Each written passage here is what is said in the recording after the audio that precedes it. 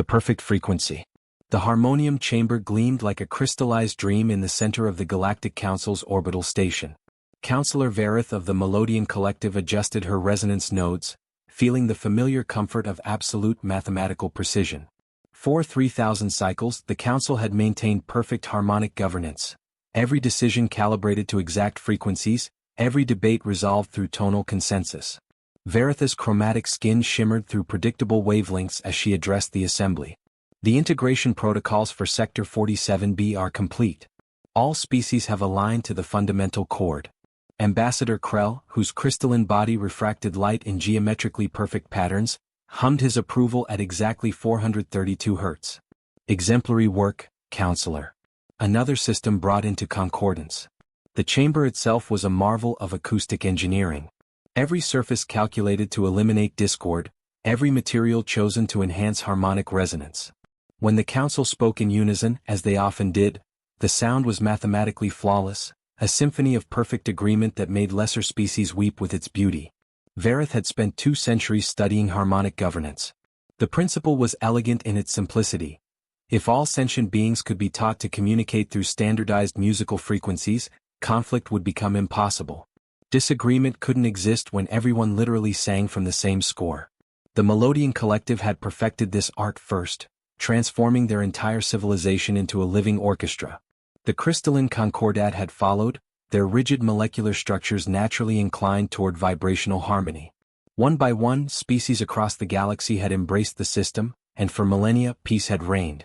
"We have a matter requiring discussion," announced Prime Resonator Thalen, his voice a rich baritone at precisely 256 Hz. "A new species has achieved faster-than-light capability. They call themselves humans from a planet designated Earth." Verith accessed the preliminary data through her neural interface. "They've submitted a formal petition for Council membership. Standard procedure, we'll send the Harmonic Instruction Corps to teach them proper tonal communication. 6 months, perhaps 8, and they'll be ready for integration." "There is a complication," Thalen continued, and for the first time in decades, Verith detected something unusual in his tone, not quite discord but a ripple in the expected pattern. "The humans have already developed complex auditory communication systems. Multiple languages, yes, but also something they call music." "Primitive attempts at harmony," Krell interjected, his crystalline form chiming softly. "We've encountered this before.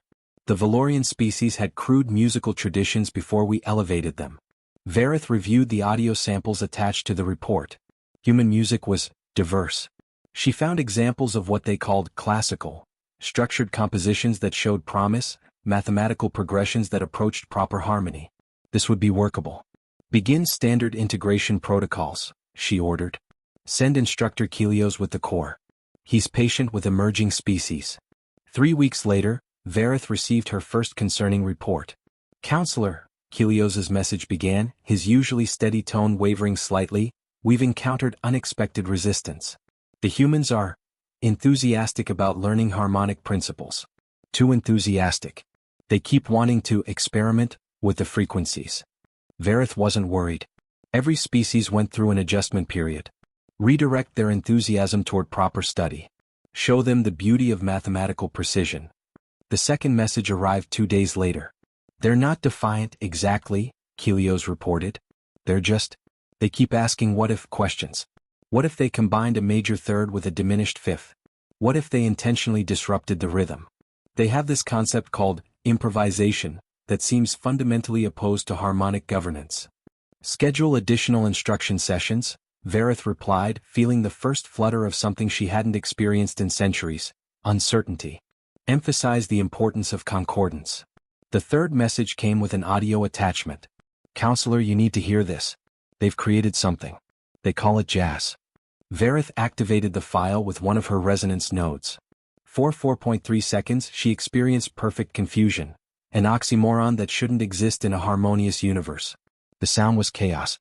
Beautiful, terrible chaos. Notes that shouldn't work together somehow did. Rhythms that broke every rule yet created patterns her mind couldn't help following. A trumpet, she'd learned the human instrument names, wailed through scales that made her resonance nodes ache, not with pain but with something she had no word for. Was wrong. Mathematically, acoustically, philosophically wrong. It was also the most interesting thing she'd heard in 200 years. Verith stood frozen in her quarters, listening as the piece twisted through impossible progressions, as multiple instruments seemed to argue and agree simultaneously, as structure and chaos danced together in ways the harmonium chamber had never imagined. Then she did something unprecedented. She played it again. Dissonance in Paradise. Verith summoned an emergency session of the Cultural Integration Committee, an unprecedented move for what should have been routine first contact protocols. The chamber filled with representatives from a dozen species, all vibrating with concern at the irregularity. "I've reviewed the human musical samples," declared Committee Chair Norvesh, a being of pure electromagnetic energy contained within a quantum field. His voice resonated at the prescribed frequency for expressing measured disapproval. "This jazz represents a fundamental misunderstanding of harmonic principles." Verith had spent 3 days analyzing the recordings Kelios sent. She'd catalogued 17 distinct subgenres: bebop, swing, fusion, something called free jazz, that made her resonance nodes quiver. Each piece broke rules she'd considered immutable. "The issue is more complex than simple misunderstanding," she said carefully. "The humans have developed a sophisticated musical theory. It's just incompatible with ours." Krell's crystalline form pulsed with agitation. "Incompatible? Counselor, the fundamental chord is universal. It's based on mathematical constants that exist throughout the cosmos. How can they have developed something incompatible with mathematics itself?" "They haven't rejected mathematics," Verith explained, pulling up holographic wave patterns. "They've simply asked questions we never considered. What happens when you deliberately create tension instead of resolving it immediately? What emerges when individual performers make spontaneous choices within agreed parameters?" "Chaos emerges," Norvesh stated flatly. "We've spent millennia eliminating such chaos from civilized discourse." Verith played a recording, a human named Kira Vasquez performing something called Blue Moon Descending. The committee listened in stunned silence as the saxophone bent notes that shouldn't bend, as the piano laid down chords that created deliberate dissonance before resolving in unexpected ways. "Stop this," Krell commanded, his crystalline structure vibrating with distress. "It's inducing resonance instability in my matrix." But Verith noticed something else. Several committee members hadn't asked her to stop. A Valorian delegate, Septh, was moving in ways that didn't match any recognized harmonic pattern, her tentacles swaying to the syncopated rhythm. "It makes me feel," Septh began, then paused, searching for words. "I don't have terminology for this sensation." "Discomfort," Norvesh supplied. "You're experiencing the physiological effects of acoustic disorder." "No," Septh said slowly. "Not discomfort. Something else. Something alive." Verith ended the playback. "The humans call it swing. They describe it as a feeling, not a frequency. I've attempted to quantify it mathematically, but it exists in the spaces between the notes, in microscopic timing variations that have no business creating coherent patterns." She pulled up more data. "Since Kelios arrived, the human government has been cooperative. They've attended every harmonic instruction session. They've learned our scales, our progressions, our tonal vocabulary. Then they go to places they call clubs and sessions, and create this instead." The committee reviewed documentation from Earth.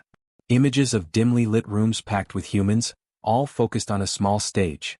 Performers playing instruments that looked primitive compared to council technology, yet producing sounds of staggering complexity. "This is more than musical preference," Norvesh announced. "This represents a threat to harmonic civilization. If other species hear this chaos and mistake it for legitimate artistic expression." "Mistake it?" Verith interrupted, surprising herself with her boldness. "Committee Chair, I've analyzed compositions by a human named Marcus Thorne. The mathematical complexity rivals our most sophisticated harmonic theorems. It's just applied toward different aesthetic goals." "Aesthetic goals that celebrate disorder," Krell argued. "Verith, I've known you for 90 cycles. You're one of our most devoted harmonicists. Why are you defending this?" Verith's resonance nodes flickered through uncertain colors. Why was she defending it? The jazz recordings had kept her awake through multiple rest cycles. They'd made her question principles she'd built her entire career upon. They represented everything her civilization had evolved beyond. And yet, "Because," she said slowly, "for 3,000 cycles, we've achieved perfect harmony by eliminating all possibility of surprise. We've created a civilization where every musical phrase, every tonal exchange, Every acoustic experience is predictable within 0.001% variance. We've been so successful that I cannot remember the last time the harmonium chamber produced a genuinely new sound. The committee sat in shocked silence. The humans have been spacefaring for less than a century, Verith continued, and they've created musical forms that I, with 200 years of training, cannot fully predict or analyze. Not because they're primitive, but because they've asked questions we stopped asking millennia ago. Norvesh's electromagnetic field crackled. What are you proposing, counselor? Verith made her decision. I'm proposing that I travel to Earth personally. Not to instruct them in harmony, but to understand why they choose chaos. To learn what we might have lost in our pursuit of perfection. Absolutely not, Krell declared. The risk of cultural contamination is already present, Verith interrupted. I've listened to their music. It's too late for me to unhear it. The question is whether we understand it or simply condemn it. The committee debated for 6 hours, a record for a governing body that typically reached consensus within minutes. Finally, Norvesh rendered judgment. 3 months, counselor. You will have 3 months on Earth to compile your report. Return with evidence that their music serves harmonic civilization, or return with protocols for its suppression. Veritha's resonance nodes shimmered with an emotion she couldn't quite classify. It felt almost like anticipation. The blue note. Earth's atmosphere buffeted Veritha's transport pod as she descended toward a city humans called New Orleans. Helios had recommended this location specifically, calling it the epicenter of the phenomenon. His reports had grown increasingly philosophical over the past weeks, a concerning development in an instructor known for rigid adherence to protocol. The landing pad was adjacent to a district the locals called the French Quarter. Even before Verith emerged from her pod, she heard it, music spilling from buildings, from street corners, from everywhere. Not the organized civic broadcasts of council worlds, but chaotic, overlapping, gloriously uncoordinated sound. A human woman waited at the arrival platform. She was tall, with dark skin and silver hair pulled back in intricate braids. Her clothing was impractical for any official function, loose fabric in vibrant colors that served no apparent purpose beyond aesthetics. Counselor Verith? The woman extended her hand in the human greeting gesture. I'm Dr. Amara Chin, Cultural Liaison. Though honestly, Doctor, feels a bit formal for what we're about to do. Call me Amara. Verith carefully manipulated her resonance nodes to approximate a handshake. Your credentials indicate expertise in both xenomusicology and human jazz studies. An unusual combination. Amara's lips curved upward, a smile Veritha's database confirmed. When you folks showed up talking about universal harmonic theory, I figured someone needed to build a bridge. Come on, we're already late for the session. Session. You didn't come all this way just to read about jazz, did you? Amara led her through narrow streets lined with buildings that predated human spaceflight. Music poured from open doorways, a saxophone here, a piano there, sounds layering over each other in ways that should have been cacophonous but somehow worked. They entered a building marked Preservation Hall. Though what was being preserved, Verith couldn't determine from the exterior. Inside, the space was intimate, barely large enough for 50 humans. A small stage held a drum kit, a piano, a double bass and various horn instruments. Best seats in the house, Amara whispered, guiding Verith to a bench near the front. 5 human musicians took the stage. No ceremonial procession, no formal announcements. They simply picked up their instruments and began. Verith had prepared herself. She'd listened to hundreds of hours of recordings. She understood, intellectually, that jazz involved improvisation, syncopation, and deliberate harmonic tension. Nothing prepared her for experiencing it live. The pianist, an elderly human named Ellis, started with a simple melody.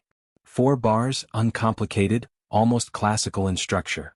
Then the bass player, Joaquin, entered with a walking pattern that outlined chords while simultaneously suggesting others. The drummer, Tessa, added rhythm that seemed to push and pull against the established tempo without ever quite breaking it. And then the trumpet player, Levon, began to solo. Veritha's resonance nodes went haywire. Levon was playing notes that existed in the cracks of her harmonic understanding. He'd start a phrase that her musical training said must resolve one way, then twist it into 3 other directions before finally landing on a note that felt simultaneously wrong and perfectly right. That's called a blue note, Amara whispered. Microtonal pitch that doesn't exist in standard Western scales. African musical traditions kept alive through centuries of oppression, transformed into something new. The music continued, and Vareth began to perceive patterns beneath the chaos. The musicians were having a conversation, asking questions, offering answers, sometimes agreeing, sometimes arguing, but always listening. Ellis would lay down a harmonic suggestion, and Levon would either build on it or playfully contradict it. Joaquin held everything together while Tessa created pockets of space and tension. But the revelation came when the saxophone player, an intense young woman named Indira, took her solo. She started with a quote from the original melody, then deconstructed it, rebuilt it, turned it inside out, and finally abandoned it entirely for a flight of pure invention that nonetheless felt connected to everything that came before. Vareth realized she was moving. Her resonance nodes were pulsing in patterns she'd never trained them for, responding to something beyond frequency and amplitude. The music was asking her body questions her mind couldn't answer. When the set ended 40 minutes later, the humans stood and created a thunderous acoustic phenomenon they called applause, random, uncoordinated percussive sounds that somehow expressed collective appreciation. Vareth remained seated, her entire sensory system recalibrating. "You okay?" Amara asked gently. I cannot." Vareth struggled to form words. In the harmonium chamber, when we perform, every musician knows exactly what every other musician will do. We achieve perfect unity through perfect predictability. And these musicians achieved unity through unpredictability. They created coherence from independence. They made something beautiful by not knowing what would happen next. Vareth's resonance nodes flickered with confused colors. "How is that possible?" Amara smiled. "That's the question we've been asking ourselves for about 300 years. Come on, let's go backstage. The musicians want to meet you." The rhythm section. The back room of Preservation Hall smelled of valve oil, old wood, and something Amara called coffee, a stimulant beverage humans consumed in alarming quantities. The musicians had shed their performance intensity and now lounged on mismatched furniture, talking and laughing with easy familiarity. "So you're the alien who's supposed to teach us how to play correctly?" Levon asked, though his tone suggested amusement rather than hostility. He was disassembling his trumpet with practiced efficiency, removing valves and slides. "I am beginning to question who should be teaching whom," Vareth admitted. Her translator struggled with the idiom, but the humans seemed to understand. Alice, the pianist, chuckled, a low rumbling sound. "Never thought I'd hear that from a council representative. Kelios spent 3 weeks trying to convince me that my left-hand voicings were mathematically unsound." "Were they?" Vareth asked. "Absolutely. That's what made them interesting." Indira cleaned her saxophone with ritualistic care. "What did you hear out there, counselor? When I was soloing, what did you perceive?" Vareth considered the question carefully. "I perceived a conversation. You were responding to Alice's harmonic suggestions, building on Joaquin's bass line, dancing around Tessa's rhythmic framework. But you were also asserting your own ideas, sometimes in direct contradiction to what seemed established." "And?" Indira pressed. "And it worked. It shouldn't have worked. Statistically, when 5 independent agents make spontaneous decisions simultaneously, the result should be incoherent noise. Instead, you created something." Vareth's resonance nodes pulsed, searching for adequate terminology. "Something that felt like inevitability and surprise happening simultaneously." Tessa, the drummer, looked up from the rhythmic patterns she was tapping on her thighs. "You just described swing, counselor. That feeling of tension and release, predictability and surprise. It's why jazz is jazz." "But how do you train for unpredictability?" Vareth asked. "How do you practice spontaneity? These concepts are contradictory." Joaquin set down his bass. "We practice the language. Scales, arpeggios, harmonic progressions, rhythmic patterns, we drill those until they're automatic. But then, in the moment, we forget the practice. We just play. We listen and respond." "You internalize structure to achieve freedom," Vareth said slowly. "Now you're getting it," Ellis said. "The structure isn't a prison. It's a launching pad." Amara had been observing quietly, but now she stepped forward with a strange wooden instrument, a clarinet, Vareth's database supplied. "Want to try?" Vareth's resonance nodes flickered with alarm.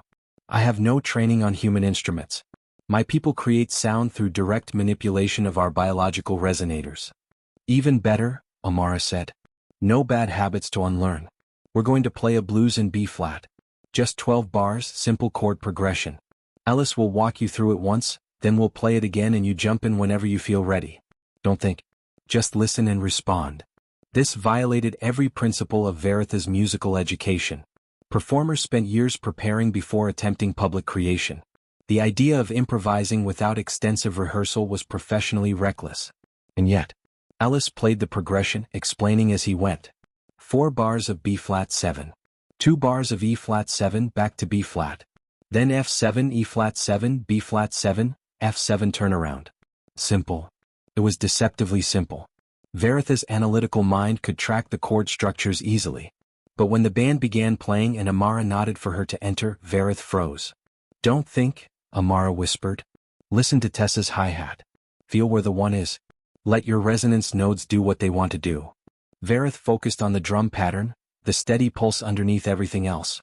4 beats to a measure, emphasis on 2 and 4. It was heartbeat simple, and within that simplicity, infinite possibility. She let her primary resonance node pulse a single frequency. Just one note, held for 2 measures, matching the root of the chord. "Good," Amara murmured. "Now try another note. Any note. See what happens." Verith added a second frequency, a perfect 5th above the first. Mathematically safe, harmonically sound. The band continued around her, unperturbed. Then, driven by impulse she couldn't name, Verith shifted the second frequency down a half step. Not a perfect 5th anymore, but a diminished 5th. The interval humans had once called the devil's interval before jazz claimed it. The note clashed beautifully with the underlying harmony. Levon grinned and played a phrase that acknowledged her choice, building on the tension she'd created. Verith felt something shift in her neural structure. Not damage but reorganization. She was learning a new language not through study but through speaking it. For the next 3 minutes, Verith improvised. She made mistakes, frequencies that clashed inappropriately, rhythms that stumbled. But the band caught her, supported her, showed her through their own playing how to transform mistakes into intentional choices. When the 12 bars cycled back to the beginning for the final time, Verith resolved her line with a simple descent to the root note. Ellis ended with a definitive chord. Silence filled the room. Then Tessa started the applause and the other musicians joined in. "Not bad for a first time," Levon said. "You rushed the changes in measure 9 but you've got good ears." Veritha's resonance nodes were cycling through colors she'd never produced before. "I was terrible." "You were learning," Indira corrected. "That's what jazz is, permanent learning. You never arrive. You're always becoming." Verith processed this. On council worlds, mastery meant achieving a fixed state of perfection. The idea of art as perpetual transformation was radical. It was also exhilarating. The council's crescendo. Verith spent 6 weeks in New Orleans, then 3 weeks traveling to jazz centers across Earth. New York, London, Tokyo, Lagos, Buenos Aires. Everywhere she went, she found the same beautiful chaos. Musicians creating coherence from independence, finding unity through diversity, building cathedrals of sound from spontaneous decisions. She also found resistance. Her reports back to the council had grown increasingly enthusiastic, and increasingly alarming to her superiors. Norvesh sent daily messages demanding objective analysis and harmonic correlation studies. Krell accused her of going native, a human phrase she'd learned that meant abandoning one's culture for another.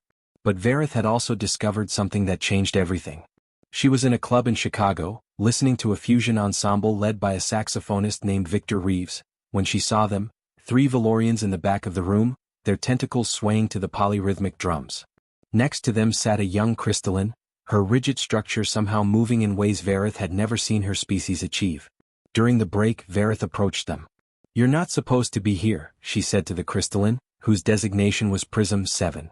"Neither are you, counselor," Prism 7 replied, her voice modulating in patterns that didn't match standard harmonic frequencies. "Yet here we are." One of the Valorians, Septh, the same delegate from the committee meeting, extended a tentacle in greeting. "We've been coming here for 3 weeks. Ever since you played that recording in the committee session. I couldn't stop thinking about that feeling. So I requested cultural study leave and came to Earth. Does the council know?" "They know we're here for cultural observation," Prism 7 said. "They don't know we've been taking lessons. Victor's been teaching me about something called gospel chords. Did you know you can stack major sevenths in ways our harmonic theory says shouldn't work, but they create this richness," Sept supplied. "Emotional texture that pure mathematical harmony never achieves." Verith felt something in her core shift. She wasn't alone in this transformation. The contamination, no, the revelation, was spreading. "There are others," Sept continued quietly. Instructor Kelios never went back to the council station. He's studying with a drum master in Senegal, learning about polyrhythmic structures that predate human spaceflight by millennia. At least 15 council citizens have requested transfers to Earth. The council is beginning to notice. As if summoned by those words, Varith's personal communicator chimed with an urgent priority message. Return to council station immediately. Mandatory testimony before full assembly. The summons was signed by Prime Resonator Thalen himself. 3 days later, Varith stood in the harmonium chamber, facing an assembly of 200 council members. The chamber's perfect acoustics felt oppressive now, every surface designed to eliminate the unpredictable resonances she'd grown to love. Thalen's voice boomed at precisely calibrated frequencies.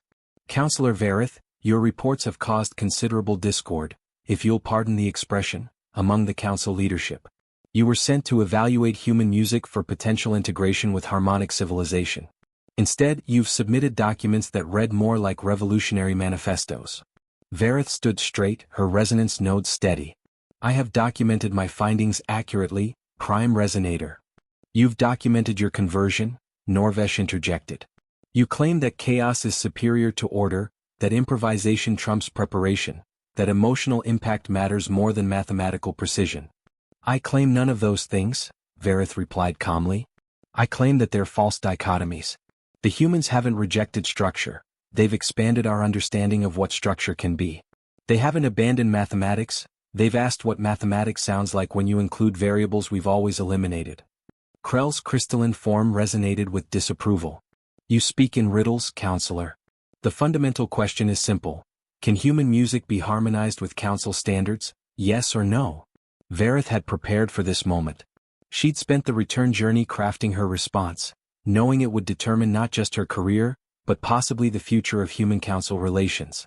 The answer, she said clearly, is no. But you're asking the wrong question. Shocked silence filled the chamber. The question shouldn't be whether human music fits our standards, Varith continued. The question should be whether our standards have room for expansion. For 3,000 cycles, we've achieved harmony by making every voice identical. The humans achieve harmony by making every voice distinctive.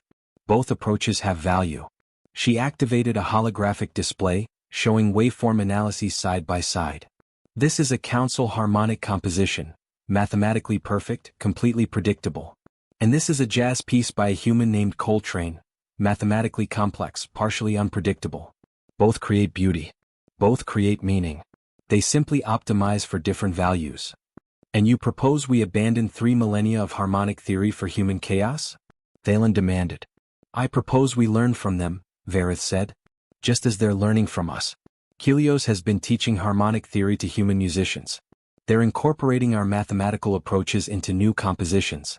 And some of us, she glanced at where Septh and Prism 7 sat in the gallery, are incorporating their approaches into our understanding. She took a breath, preparing for her most dangerous statement yet. Prime Resonator, members of the council, I believe we've confused peace with stagnation. We eliminated conflict by eliminating difference. We achieved perfect harmony by making surprise impossible. But life, true vibrant life, requires some chaos, some unpredictability, some jazz. Norvesh stood abruptly. This is precisely the cultural contamination we feared. Councillor Varith has been compromised and should be relieved of. Wait. Thalen's voice cut through the objection. The Prime Resonator was silent for a long moment, his harmonic signature flickering through unusual patterns. Play it, he finally said. Prime Resonator? Varith asked. Play the Coltrane piece. The full composition.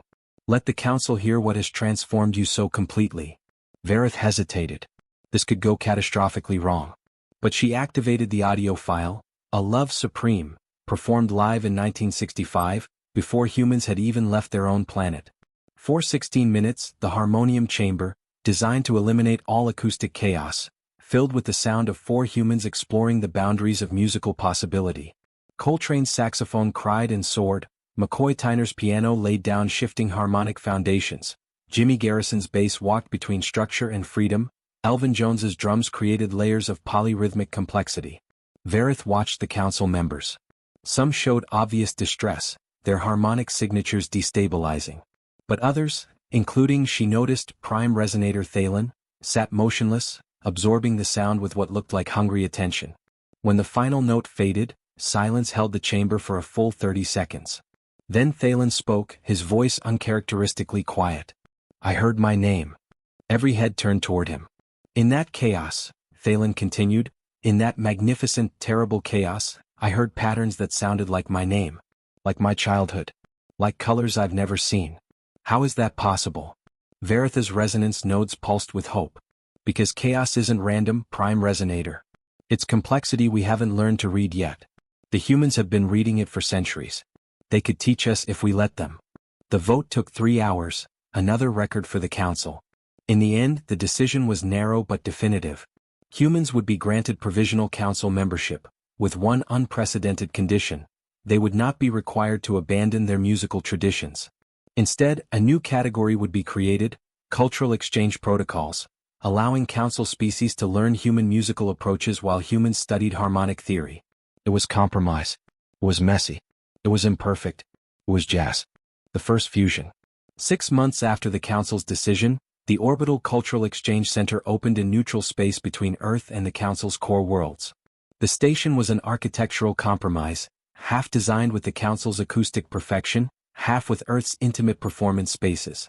Varith had been appointed Director of Cross-Cultural Musical Studies, a position that didn't exist before her testimony. She stood now in Studio 7, watching an impossible collaboration take shape. On one side of the room, Levon worked with his trumpet, teaching crystalline musician Prism 7 about breath control and embouchure. Prism 7 had modified her structure, creating flexible chambers that could push air through Levon's spare trumpet in ways that approximated human technique. "Feel the air resistance," Levon instructed. "Don't fight it, use it.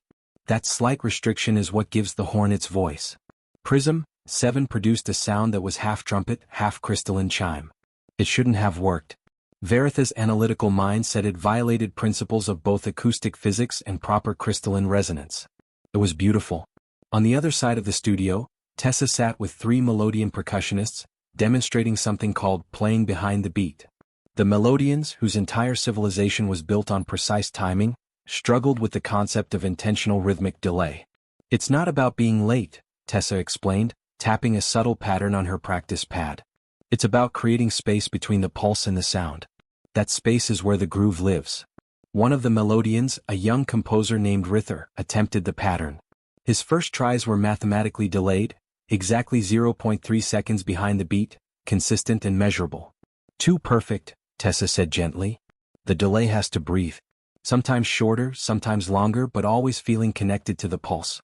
Here, she played a pattern where the delay varied organically, creating a tension that pulled against the steady click of the metronome.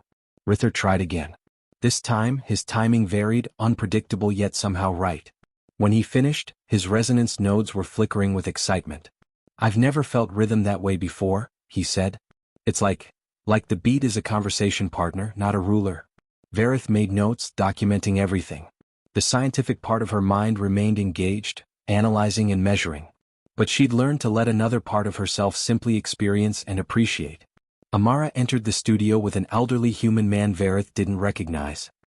He moved with careful dignity, his dark skin weathered with age, carrying a saxophone case like it held something sacred. "Counselor Varith," Amara said formally, "I'd like you to meet Marcus Thorne. He's considered one of Earth's greatest living composers." Varitha's resonance nodes pulsed with recognition. "I've studied your work extensively. Chromatic conversations changed my understanding of harmonic possibility." Marcus smiled warmly. "And I've read your papers on melodian frequency theory.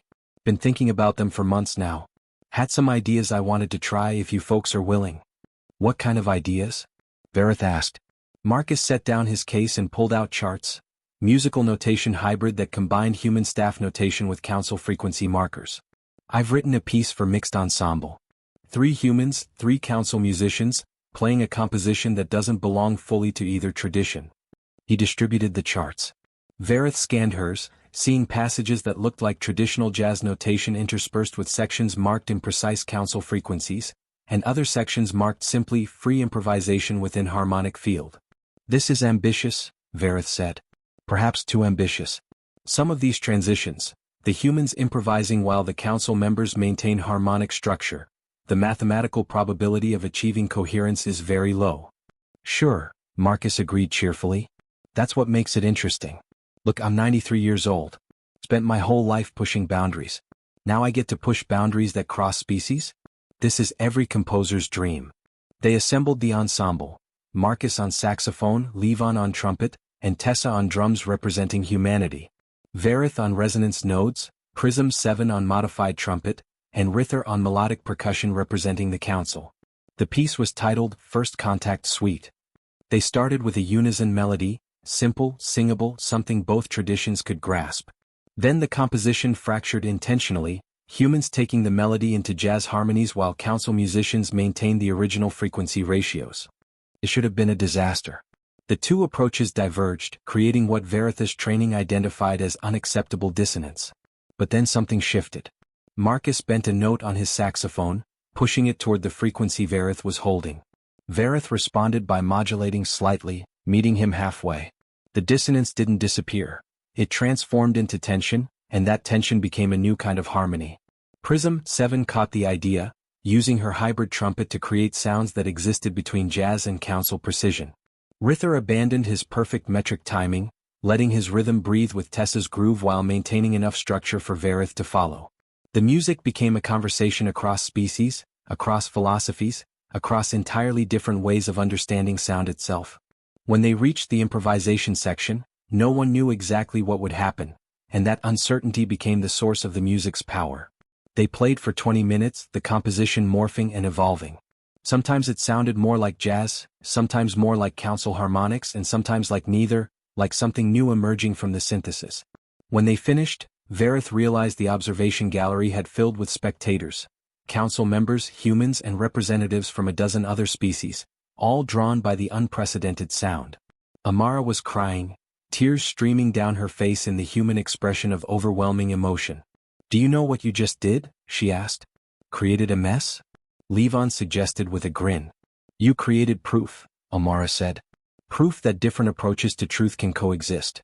That structure and freedom aren't enemies. That we can honor our differences while creating something neither culture could make alone." Marcus packed his saxophone slowly, his weathered hands gentle with the instrument. Every great jazz musician stands on the shoulders of those who came before. We take the tradition and add our voice to it. Maybe that's what we're doing here, starting a new tradition big enough for multiple species. Veritha's resonance nodes glowed with colors she'd only recently learned to produce, the visible expression of an emotion humans call joy. "The council will want documentation," she said. "Full analysis, harmonic breakdowns, cultural impact assessments."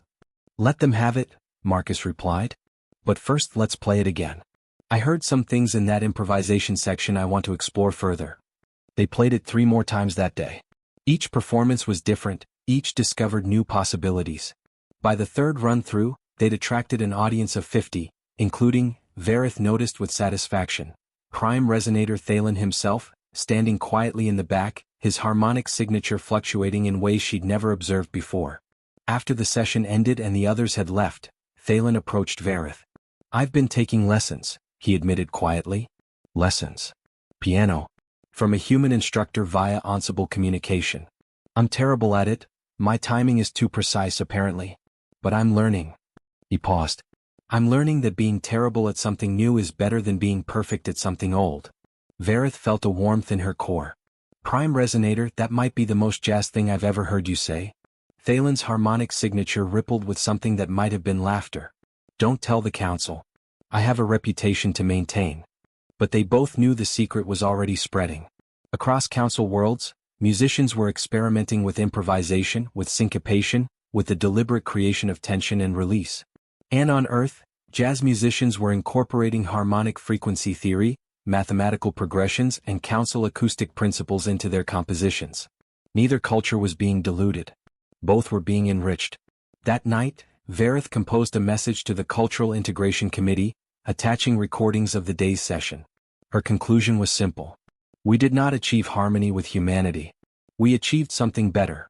We achieved the ability to be in productive dissonance with each other, to argue musically, to disagree in ways that create beauty rather than conflict. This is not the end of our harmonic tradition. It is the beginning of our harmonic evolution." She sent the message and returned to her quarters, where she'd been practicing a human instrument, a clarinet that Amara had given her. She was still terrible at it, her melodic nodes struggling to control breath flow and finger positions simultaneously.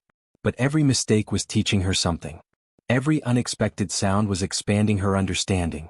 She played into the night, her errors and successes echoing through the station, adding her voice to the greatest improvisation of all, the ongoing conversation between cultures learning to make music together. The Universal Session. 2 years after the Cultural Exchange Center opened, Verith stood in the largest venue ever constructed, the Amphitheater of Stars, a space station designed to hold 10,000 beings from across the galaxy. Tonight would be the first Universal Jazz Festival, and she was terrified. "You'll be fine," Amara assured her, adjusting the translation nodes that would help the audience experience both human and council musical frequencies. "You've performed 100 times now." "Not like this," Verith replied. Her resonance nodes flickered with anxiety colors. "Not for the entire galaxy." The festival had seemed like a good idea 6 months ago when the planning committee proposed it. A celebration of musical integration, featuring mixed ensembles from 50 different worlds. But now, with the amphitheater filling with species who'd never heard jazz, or council harmonics, Verith questioned the wisdom of such public experimentation.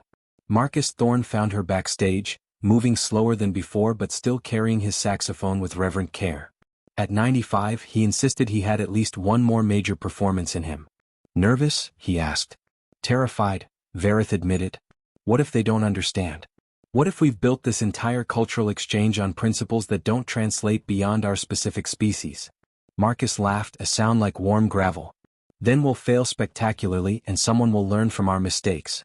That's how jazz works, counselor. You play, you fail, you learn, you play again. The only real mistake is not playing at all." The festival began with traditional performances, a council harmonic choir demonstrating 3,000-year-old compositions, followed by a human jazz quartet playing bebop standards. The audience responded politely to both, but Verith sensed confusion in many sectors of the amphitheater. Then came the fusion ensembles. The first group featured Prism 7, who'd become something of a celebrity among crystalline youth. She'd formed a quartet with 3 human musicians, and together they played what they called crystal bebop, rapid-fire melodies refracted through crystalline acoustics, creating harmonic overtones that humans couldn't produce but could compose around. The audience stirred with interest. This was something new. Rither's group followed, a percussion ensemble that combined melodian precision with African polyrhythmic traditions.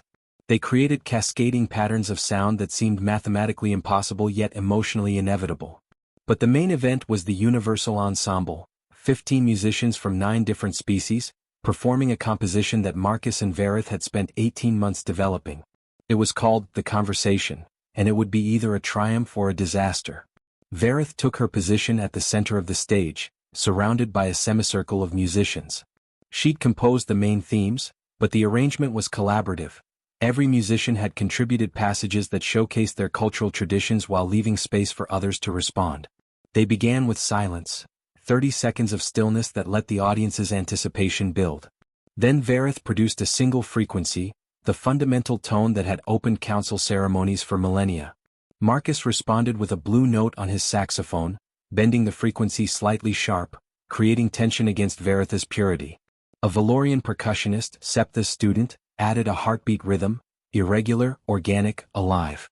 Then everyone entered at once and chaos exploded into the amphitheater. But it was organized chaos. Marcus soloed while the council musicians provided shifting harmonic foundations. Prism 7 traded phrases with Levon, their instruments questioning and answering each other. Tessa and the melodian drummers created polyrhythmic patterns that pulled the ensemble in 6 directions simultaneously while somehow maintaining cohesion. Verith found herself improvising, something that would have been unthinkable 3 years ago. She wove between the other voices, sometimes harmonizing, sometimes creating deliberate dissonance, always listening and responding. The composition had planned sections and free improvisation sections, but the line between them blurred as the musicians followed the music wherever it wanted to go.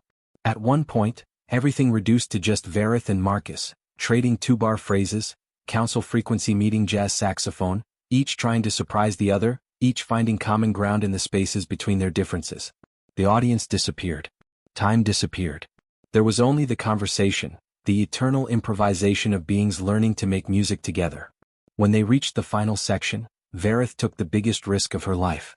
She'd composed a closing theme that required every musician to improvise simultaneously within a specific harmonic field. No set melodies, no predetermined structure, just trust that their collective practice and mutual listening would create coherence from independence. For 5 terrifying seconds it sounded like chaos. Then it snapped into focus. 15 voices, completely different, creating a tapestry of sound that was somehow unified despite its diversity. They built to a climax together, each musician contributing their unique voice to a collective statement that belonged to no single culture. The final note rang out. Verith and Marcus together, council frequency and bent blue note, creating an interval that was mathematically wrong and emotionally perfect. Silence. Verith's resonance nodes went dark with dread. They'd failed. The experiment was... The amphitheater erupted. 10,000 beings from 50 species created an acoustical phenomenon that defied description. Applause, harmonic resonance, percussion, vocalizations. Every culture expressing appreciation in their own way, creating a storm of approval that shook the station's hull. Verith stood frozen, overwhelmed. Amara ran onto the stage and embraced her in the human gesture, laughing and crying simultaneously. "You did it," Amara said. "You showed them. Music isn't about eliminating difference, it's about celebrating it." Prime Resonator Thalen appeared on stage, accompanied by Earth's ambassador to the council, a dignified woman named Keisha Okonkwo. They stood together at the microphone as the applause gradually quieted. "For 3,000 years, Thalen began, the council believed harmony meant uniformity. Humanity taught us differently. They showed us that true harmony embraces discord, that real unity celebrates diversity, that the most beautiful music comes from voices that are different, not identical." Ambassador Okonkwo continued, "And humanity has learned from the council that freedom without structure is mere noise, that improvisation requires understanding tradition, that you must know the rules before you can meaningfully break them. We've taught each other. We've changed each other. We've grown together." She smiled. The Galactic Council achieved harmony. Then humans invented jazz. And together we've discovered that both are necessary, both are valuable, and the conversation between them creates something neither could achieve alone. Thalen's resonance nodes glowed with unprecedented warmth. The Council formally proposes a new governing principle: unity through diversity. Let our differences be the source of our strength. Let our arguments be conducted musically, with improvisation and respect, with structure and freedom, with everything we've learned from each other. The vote was unanimous. Backstage, after the ceremony, Marcus sat on an equipment case, looking exhausted but satisfied. "Never thought I'd see the day when an alien government based policy on jazz principles," he said. "Jazz principles are universal principles," Verith replied, sitting beside him. "We were just too harmonically rigid to see it. You humans were chaotic enough to preserve what we'd lost, the understanding that disagreement can be productive, that tension creates beauty, that the best conversations are the ones where nobody knows exactly how they'll end." Marcus nodded slowly. "So what happens now? You've changed the council, opened them up to improvisation and uncertainty. Where does the galaxy go from here?" Verith's resonance nodes pulsed through a rainbow of colors, some from her original palette, some she'd learned from human music, some entirely new. "We keep playing," she said simply. "We keep listening. We keep learning. We make mistakes, we create beauty, we argue and agree and surprise each other. We improvise our way forward, together." Marcus raised his hand for a high five, a human gesture Verith had finally mastered. Their palms met with a satisfying smack. "Now that," Marcus said grinning, "sounds like jazz." 5 years later, the Cultural Exchange Center had expanded to 12 stations across council space.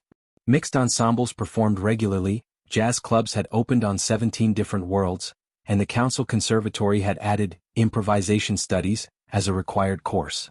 Verith had been elected to the council itself, the first member in history whose primary qualification was musical rather than political.